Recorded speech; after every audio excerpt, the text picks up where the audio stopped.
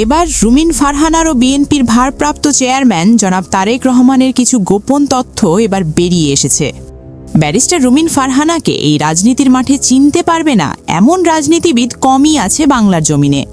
কিন্তু সেই বাঘিনী কন্যার মতো লড়াই করা এই রুমিন ফারহানাকে এবার ব্যবহার করে ছেড়ে দিয়েছে এমন গোপন কিছু তথ্য আজ আমাদের হাতে চলে এসেছে, যা শুনলে আজ আপনি অবাক হতে বাধ্য হবেন। এই বিএনপির মতো শক্তিশালী দলের জন্য কি করেনি এই ব্যারিস্টার রুমিন ফারহানা, কিন্তু তার প্রতিদান স্বরূপ তাকে আসন্ন ত্রয়োদশ জাতীয় নির্বাচনের আগে বিএনপি থেকে বহিষ্কার করা হলো, এটি একটি বড় প্রশ্ন যা থেকেই যাচ্ছে সাধারণ জনগণের মনে।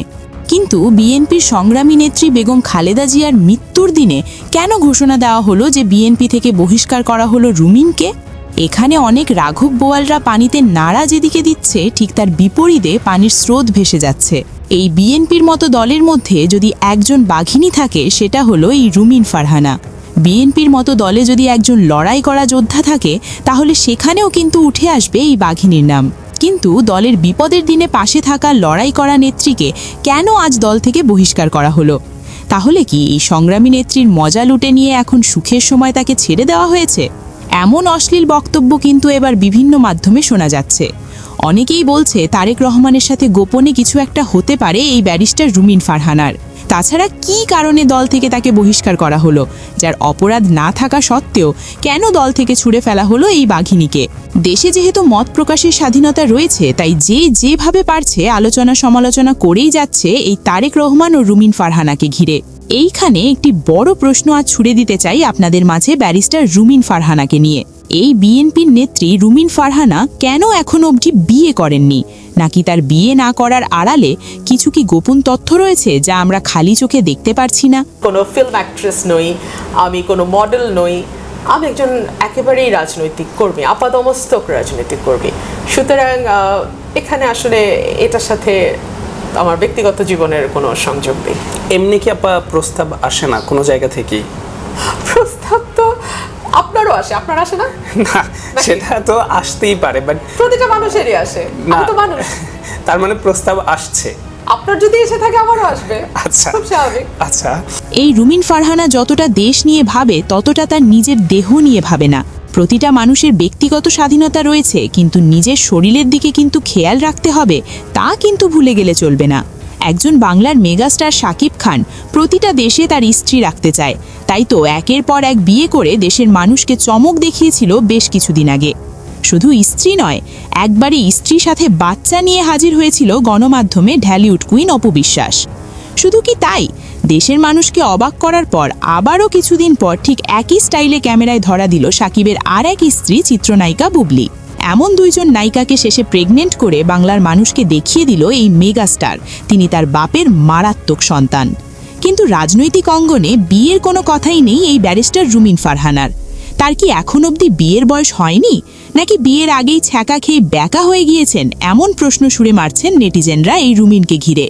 তার যতই দিন যাচ্ছে ততই কিন্তু বয়স বাড়ছে, কিন্তু কমছে না। এই বিএনপির শক্তিশালী দলের বহিষ্কৃত নেত্রী ব্যারিস্টার রুমিন ফারহানাকে ঘিরে চলেন একটু অনলাইন অ্যাক্টিভিস্ট কি বলেন তা দেখে আসা যাক।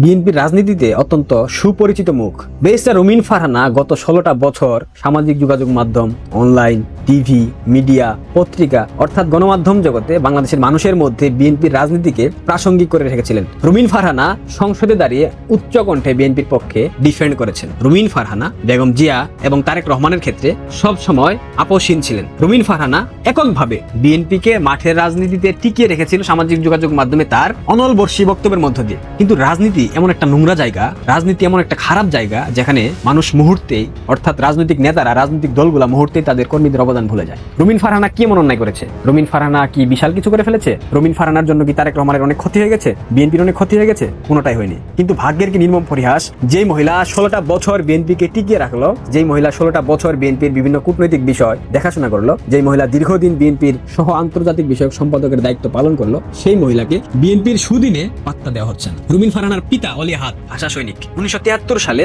সম্ভবত মনে পড়তেছে না সালটা, তিনি আওয়ামী লীগের বিরুদ্ধে গিয়ে নির্বাচন করেছিলেন স্বতন্ত্র প্রার্থী হয়ে। রুমিন ফারহানা সেই ইতিহাসটা আবার সামনে নিয়ে এসেছেন। তিনি সেদিন বলেছেন যে ভাগ্যের কি নির্মম পরিহাস, আমার পিতাকেও আওয়ামী লীগের বিরুদ্ধে গিয়ে স্বতন্ত্র নির্বাচন করতে হয়েছিল আওয়ামী লীগের স্বর্ণালী সময়ে। ঠিক একই ভাবে আমাকেও বিএনপির স্বর্ণযুগে বিএনপির বিরুদ্ধে গিয়ে নির্বাচন করতে হচ্ছে। আল্লাহর পরিকল্পনা মানুষের বোঝার বাইরে। আল্লাহর এই পরিকল্পনায় আমার বাবা 73 সালে আওয়ামী লীগের জোয়ারের বিপক্ষে স্বতন্ত্র নির্বাচন করেছিল।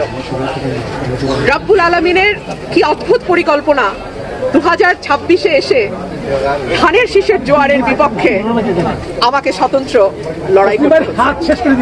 এটা কিন্তু খুব স্বাভাবিক কোনো কথা না, এটা কিন্তু কষ্টের উপর বের হয়ে আসা একটা বাণী। রুমিন ফারহানা কিন্তু চরম কষ্ট পেয়েছেন। এটা আপনারা কে কি বলবেন না বলবেন সেটা আমার দেখার বিষয় না, তবে রুমিন ফারহানার সাথে এই কাজটা করা বিএনপির কোনোভাবে উচিত হয়নি। প্রথমত বিএনপি যখন মনোনয়ন দিল, একটা তালিকা দিল, প্রাথমিক তালিকা, সেই তালিকায় ব্যারিস্টার রুমিন ফারহানার নাম ছিল না। রুমিন ফারহানার যে আসন ব্রাহ্মণবাড়িয়া 1 বা 2, সেখানে তাদের শরিক দল তাকে মনোনয়ন দেওয়া হয়েছে বিএনপির পক্ষ থেকে, অর্থাৎ সেই আসনটা বিএনপি তাদের শরিককে ছেড়ে দিয়েছে। রুমিন ফারহানার এই অবদান, এই ত্যাগ, এই একটা শরিকের কাছে হারিয়ে গেল। রাজনীতি এরকম একটা চক্রান্তের মতো একটা বিষয়, এখানে যে কোনো সময় যে কোনো কিছু হতে পারে, যে কোনো পরিস্থিতিতে আপনাকে ধৈর্য ধারণ করতে হবে, যে কোনো পরিস্থিতি মেনে নেওয়ার জন্য আপনাকে সেই মানসিক স্থিতিশীলতা আপনার মধ্যে রাখতে হবে।